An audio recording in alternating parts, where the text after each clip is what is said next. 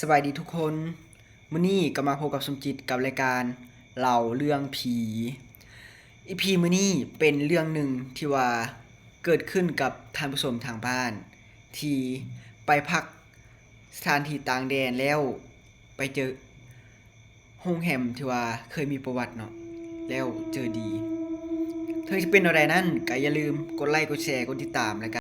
เพื่อบ่พลาดคลิปใหม่ๆที่ว่าสมจิตจะเอามาเล่าเนาะเพื่อบ่พลาด บ่เสียเวลาเฮามาเข้าเรื่องกันเลยสำหรับเรื่องราวนี้เนาะมีชื่อเรื่องว่าหนีผีแล้วไปเจอผีสำหรับเรื่องราวนี้เป็นเรื่องราวหนึ่งของคนที่ว่าชื่อนัดเนาะที่ว่าเราได้ไปเที่ยวอยู่เชียงใหม่ไปเที่ยวอยู่เชียงใหม่จังหวัดเชียงใหม่ของประเทศไทยเนาะไปเที่ยวแล้วไปเจอของดีซึ่งเรานั้นได้นัดกับแฟนของเราไปเพื่อไปพักผ่อนเนาะไปพักผ่อนแล้ว ไปเศร้าอยู่หอพักแห่งหนึ่งที่ว่าเป็นโรงแรมเนาะโรงแรมแล้วเราไปฮอดแล้วก็พากันจัดสถานที่นั่นแหละจัดสถานที่ไปอาบน้ำอย่างนั้นแหละอยู่หั่นก็คือไปฮอดแล้วก็เราก็ไปอาบน้ำแล้วก็เข้ามาแล้วก็พาผู้สาวแล้วเนาะแล้วไปกินข้าวไปกินข้าววันนี้หลังจากแรงมาก็พากันขึ้นมาห้องคือเก่าหั่นแหละพาขึ้นมาห้องแล้ววันนี้เราก็ นอนเนาะนอนหลับกับแฟนท่านแล้วเราก็ฝันเราฝันว่าเราไปอาบน้ำเนาะอาบน้ำแล้วเราก็อาบน้ำปกตินี่แหละแล้วก็กลับมาวันนี้กลับมาแล้วก็ฮอดมาเบิ่งบนนอนหั่นน่ะแล้วตกใจเราเห็นเป็นร่างเนาะร่างผู้ชายคนนึงแล้วก็แบบเป็นร่างเสียชีวิตแล้วก็แบบกำลังอืดขึ้นอืดหั่นนะแล้วก็เน่าแล้วก็มีแบบน้ำยางเหลืองมันออกหั่นแหละขออนุญาตเนาะ แล้วก็เราก็ตกใจแฮงบัดนี้ตกใจแล้วก็เราก็พยายามแบบแล่นเนาะแล่นจะไปไขประตูออกทางนอกหั้นนะแต่ว่าพัดไขบ่ได้บัดนี้ไขบ่ได้คือกับแบบไผขังเอาไว้นะแล้วก็ไขบ่ได้จังได๋ก็บ่ได้แล้วเราก็แบบห้องอยู่นั่นหั่นแหละแล้วบัดนี้เราก็สะดุ้งตื่นบัดนี้สะดุ้งตื่นเราก็สะดุ้งตื่นอยู่ข้างๆแฟนเราแล้วก็แบบโล่งอกเนาะโล่งอกที่ว่าแบบอยู่ข้างๆแฟนหั่นที่ว่ามีแฟนอยู่ข้างๆบัดนี้เราก็อยู่หั่นแล้วก็ตื่นมาเนาะแล้วก็บ่กล้าเล่าให้แฟนเนาะ บ่กล้าเราให้แฟนเพราะว่าแบบแฟนเราก็เป็นคนหนึงที่แบบยันแบบเรื่องลี้ลับนี่แหละยันเรื่องผีนี่แล้วก็ยันแฟนเราสิย้านหั่นแล้วก็เลยแบบบ่เล่าเนาะแล้ววันนี้เราก็อยู่กับแฟนต่อเนาะอยู่ห้องเก่าหั่นแหละแล้วพักหั่นแล้วก็มาส่งโรงแรมเนาะมาส่งโรงแรมเราก็ขึ้นมาอยู่ห้องหั่นแหละแล้วก็นอนอีกวันนี้แล้วก็ฝันแบบเก่าเป๊ะเลยแล้วฝันว่าเนาะ แล้วนอนแล้วเราฝันว่ามีผู้หญิงคนหนึงเนาะนั่งข้างๆเตียงเราหั่นนะข้างๆเตียงเราแล้วก็หันเบิ่งเราหันเบิ่งเราแล้วก็หันไปเบิ่งเนาะเราก็เห็นนั่นแหละแล้วก็สะดุ้งบัดนี้สะดุ้งเราก็โฮแบบตกใจนั่นแหละแล้วก็สะดุ้งตื่นอีกครั้งหนึงบัดนี้สะดุ้งตื่นแล้วก็เราก็คิดคือว่าแบบฝันแบบแปลกๆอะฝันแบบคือเก่าเป๊ะเลยฝันแบบนั้นแบบ แล้วบัดนี้เราก็บ่คิดอีหยังเนาะเราก็นอนต่อบัดนี้นอนต่อบัดนี้เราก็บ่ได้หลับเนาะบ่ได้หลับแล้วบัดนี้เราสัมผัสว่าแบบคิดว่าแบบหยังก็หลับแล้วก็เราได้ยินเนาะได้ยินเสียงแบบเสียงคือกับเสียงแบบเว้าใส่หูเนาะเว้าแบบเว้าค่อยๆเนาะแบบนี้เราก็ยินเนาะยินเราก็แบบ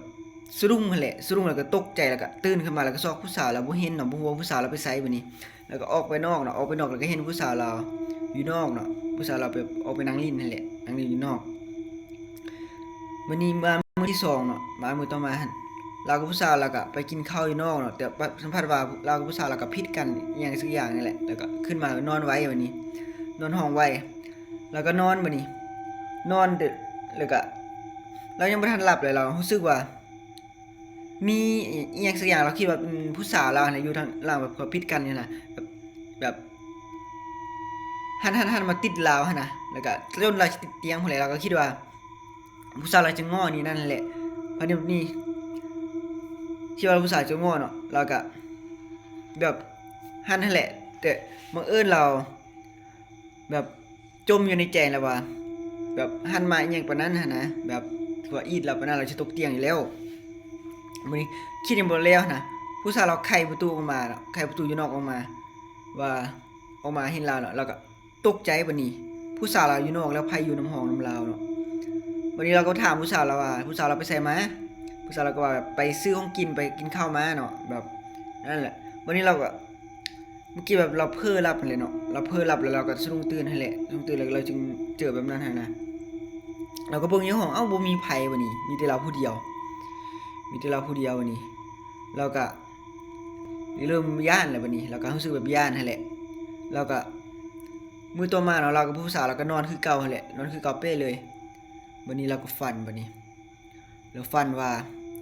มีผู้สาวมีผู้ชายแล้วก็บ่เป็นผู้ชายเนาะมีผู้หญิงเนาะมาหาเราแล้วก็มาแบบดึงขางั้นแล้วแบบมากวนเรานอนนั่นล่ะแล้วก็เราแบบย้านบัดนี้แล้วก็แบบเราก็แบบจอยจังได๋แบบช็อกนั่นแหละแบบเน่งไปเน่งมาแบบพยายามแบบนั้นแบบลืมตานะเพราะว่าเราคือแบบคือกับแบบหันบ่ได้หันนะหันบ่ได้แล้วก็เราคือกับไปมีอีหยังแบบมาท่งแบบคือกับเอาเอิ้นว่าแบบถึกพี่อ้ำนั่นแหละขยับตัวบ่ได้วันนี้เราก็คิดอีหยังบ่ออกเนาะแล้วก็พยายามแบบเน่งติ้งอย่างนิ่งจังได๋ก็บ่ได้แล้วก็คิดหาแบบนี่นั่นเนาะแล้วแต่ที่เราจะแบบท่องมนต์อีหยังก็ท่องบ่ได้เนาะแบบเราลืมนะแบบขาดสติเลยเราก็พยายามคิดถึงหน้าพ่อแม่เนาะแล้วก็เราก็เฮ็ดให้เราแบบเน่งติ้งได้บัดนี้เน่งติ้งได้เราก็สะดุ้งบัดนี้สะดุ้งตื่นแล้วก็เราซอกผู้สาวเราบ่เห็นบัดนี้แล้วก็แล่นออกไปนอกได้ออกไปนอกบังเอิญว่าเราเห็นผู้สาวเราเนาะนั่งอยู่คันไดอยู่นอกหั่นแล้วก็ถามว่าคือว่ามานั่งอยู่นี่แหละผู้สาวก็เราว่าเมื่อกี้ตอนเรานอนหั่นน่ะอยู่ๆเลยเราแบบเก่งซักเก่งแบบคือกับคนแบบถึกผีเข้าหั่นน่ะซักเก่งแล้วก็บัดนี้เราก็แล่นออกไปเอิ้นแม่นพนักงานที่อยู่เคาน์เตอร์หั่นแต่พนักงานก็บ่กล้าเข้ามาเนาะเราก็บ่ฮู้ว่าเฮ็ดแนวใดเราก็เลยมานั่งแบบเซานั่งให้อยู่หน้าคันไดหั่นเนาะหน้าคันไดแบบอยู่ทางเข้าออกแล้วมันจะมีคันไดลงหั่นน่ะเรานั่งหั่นแล้วมื้อนี้เราก็ทุกคนก็พากันแบบมาห้องเนาะแล้วก็นอนบ่ได้เนาะเราก็ลิ้นโทรศัพท์จนฮอดแจ้งเลยแล้วตื่นมาตอนเช้าเนาะตื่นมาตอนเช้าเขา2คนก็พากันแบบลงมาเช็คเอาท์แล้วก็ออกไปย้ายไปห้องพักใหม่เลยไปย้ายพักเป็นบ้านพักใหม่เนาะแล้วก็หลังจากที่เราไปวันใหม่แล้วเราก็ซอกแท้ซอกว่าซอกได้ก็บ่ได้เนาะเพราะว่ามันเต็มหมดเลยนะแล้วก็ซอกมื้อเราไปเจอแบบเป็นบ้านรูดเนาะบ้านรูดเป็นห้องพักแบบที่ว่าเขาเจ้าใช้บริการอย่างนั้นแหละที่ว่าเขาเจ้าบ่เคยไปนะและเราก็พากันไปพักหั่นเนาะพักหั่นเพราะว่าจำเป็นมันบ่มีแล้วเด้แล้วก็พักหั่นวันนี้พักแล้วบัดเต้นเราก็เราพักแล้วก็เข้าไปเนาะห้องหั่นจะเป็นห้องที่แบบมีแก้วเนาะมีแก้วอ้อมแบบมีแก้วอ้อมทั้ง4ด้านเลยนะ4ด้านแล้วก็มีทางเทิงเนี่ยก็มีแก้วคือกันแล้วเราก็นอนอยู่เตียงเนาะเข้าไปในเตียงแล้วก็ไปอาบน้ำอย่างนั้นน่ะแล้วก็เข้ามาแล้วเกียมนอนบัดนี้เกียมนอนแล้วก็บังเอิญว่าเราก็ยังนอนยังบ่หลับเนาะอยู่ๆเนาะเราก็เห็นว่ามีอยู่ใต้เตียงมันมีผ้าสีแดงมันโผล่ออกมาเนาะประมาณคืบ2คืบนี่แหละอยู่ๆเราก็เห็นแบบมีมือเนาะสวับจับผ้าแดงปุ๊บลงใต้เตียงนะแล้วก็ตกใจบัดนี้เพราะว่ามันมีแวนอยู่2ทางเทิงนะเราก็เบิ่งเห็นหมดนะแล้วก็ตกใจป้าเสียงอีหยังบัดนี้แล้วก็ฮู้แล้วแหละแล้วก็พยายามแบบตั้งสติเนาะตั้งสติเพื่อบ่ให้แบบขาดสตินั่นแหละแล้วก็คิดบัดนี้แล้วก็จนเพ้อหลับไปเนาะเพ้อหลับไปบัดนี้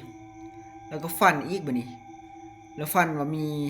ผู้หญิงเนาะผู้หญิงคนหนึงแบบเข้ามานั่งข้างๆเราอยู่ที่ว่าเรานอนหั่นนั่งข้างๆเราหั่นแล้วเราก็โอ้คนลุก คนลุกเลยบัดนี้แล้วก็นั่งเนาะนั่งแล้วก็เราเห็นแบบหันไปเบิ่งเป็นผู้หญิงใส่ชุดสีฟ้าเนาะชุดสีฟ้าแล้วก็หน้าอาบด้วยเลือดเลยเต็มด้วยเลือดแล้วก็หันมาที่เราแบบจ้องที่เราเนาะแล้วก็ตกใจอีกบัดนี้แต่ว่าเราติดแบบเราห้องอีหยังก็บ่ได้บัดนี้เราก็พยายามแบบลุกตื่นแบบแล่นนี่ลั่นบ่ได้เนาะแล่นบ่ได้แล้วบัดนี้เราก็แบบคือกับแบบขาดสติขนาดแล้วผู้หญิงคนนั้นก็พยายามย่างมาหาเราแบบจับขาเราเนาะจับขาเราแบบดึงเราพยายามที่แล่นนี่ก็แล่นบ่ได้บัดนี้ดึงเลยบัดนี้เราก็แล่นบ่ได้บัดนี้จนแบบเราก็คิดในใจเนาะคิดว่าแบบพยายามตั้งสติเนาะตั้งสติแล้วก็จมแบบซอกคำสูตรนี้นั่นแหละเพื่อแบบจะหลุดพ้นไปได้เนาะแล้วคือตั้งสติได้นั่นแหละ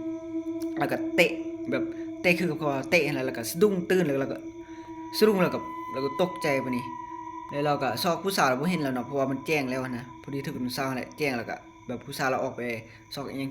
ซื้อแนวกินแล้วเราก็ตื่นมาแล้ววันนี้เราก็ได้ยินเสียงเนาะได้ยินเสียงคนกดชักโครกในห้องน้ำเนาะวันนี้เราก็แปลกใจตัวนี้เรายังบ่ฮู้ว่าผู้สาวเราออกไปนอกนะเราคิดว่าผู้สาวแล้วก็ย่างเข้าไปหาในห้องน้ำนั่นแหละแต่บังเอิญว่าเราบ่เห็นไผบัดนี้เข้าไปก็บ่เห็นอีหยังเลยแล้วก็โอ้โหละเจอของดีอีกแล้วบัดนี้แล้วก็ออกจากห้องน้ำเนาะแล้วก็พยายามออกเนาะไปนอกห้องแล้วก็ไปหาผู้สาวเราเลยไปหาผู้สาวเราก็แล้วก็เว้านำผู้สาวเนาะแล้วว่าเราเจอแบบเก่าเป๊ะเลยบัดนี้คือเจ้าก็ตัดสินใจเนาะตัดสินใจพากันออกจากที่พักกันเลยแล้วก็เจ้าก็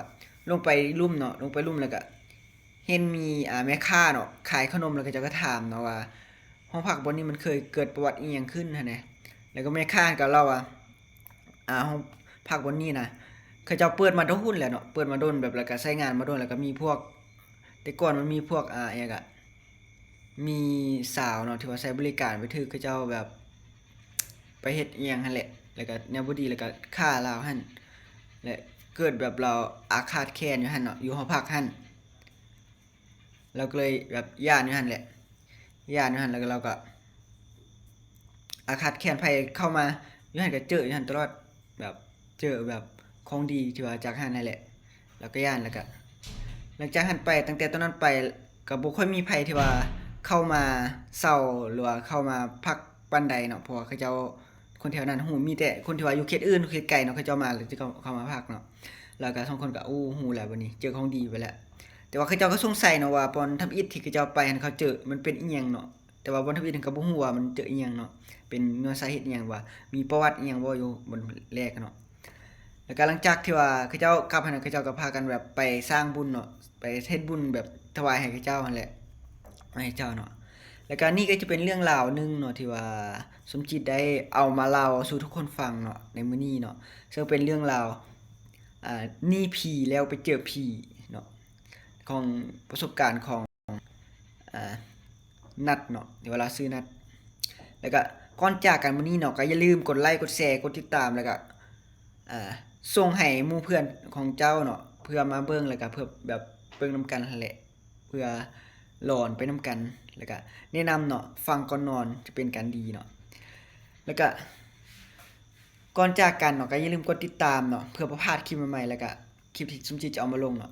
แล้วจะเป็นเรื่องไรนั้นก็อย่าลืมคอยติดตามเนาะสำหรับคลิปนี้ EP นี้ขอลาทุกคนไปก่อนอะสำหรับคลิปนี้สบายดีบ๊ายบาย